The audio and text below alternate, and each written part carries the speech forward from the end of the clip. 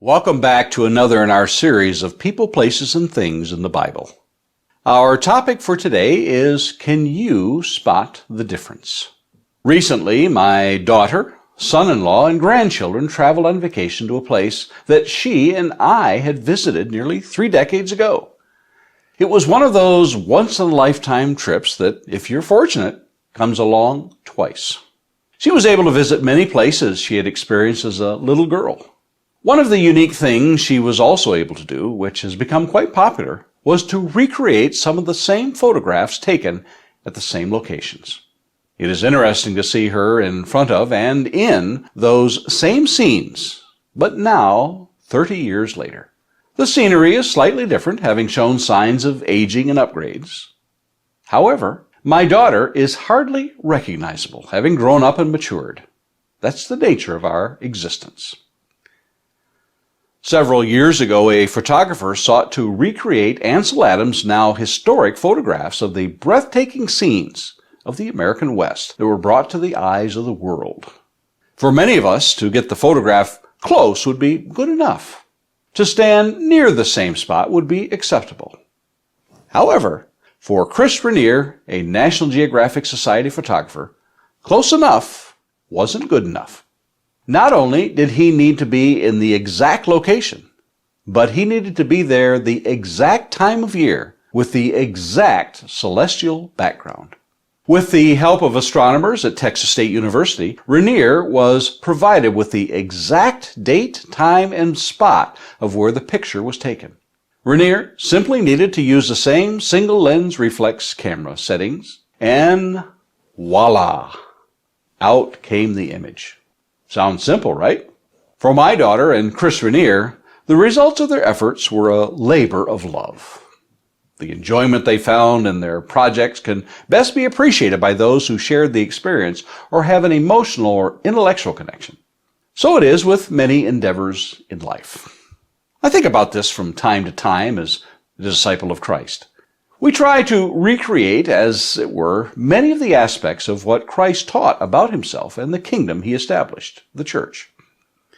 We are commanded, and that's the imperative tense in Greek, commanded to be imitators of Christ in 1 Corinthians 11:1 and 1 Thessalonians 1:6.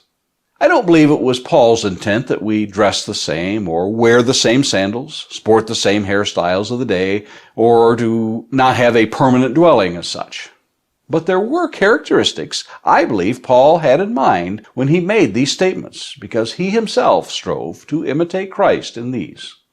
Paul said of the Thessalonians in 1 Thessalonians chapter 1, verses 6 and 7, "And you became imitators of us and of the Lord, for you received the word in much affliction, the joy of the Holy Spirit, so that you became an example to all the believers in Macedonia and Achaia." The closer one is to the original, the better the example they will have to follow, and thus become like. A relatively easy experiment to prove the results would be to take an original picture and then make a copy of it. Take note of the detail in that copy. Are there any imperfections? Perhaps not to the naked eye. Now take that copy and make another copy from it. Again, examine that copy. Continue this process of making copies of copies of copies. What you will no doubt begin to find is the gradual deterioration of the quality. At some point, you will take one of those copies and lay it beside the original, and notice how much it has changed and lost its detail. It is hoped that we will learn that it is important to stick as close to the original as we can. Now, for some, close enough is good enough. I'm a good person, all in all, compared to those around me, some may say. But Paul didn't say, just get close. He said, be imitators. It is the same word in Greek we get our modern-day word mime and mimeograph and mimic from.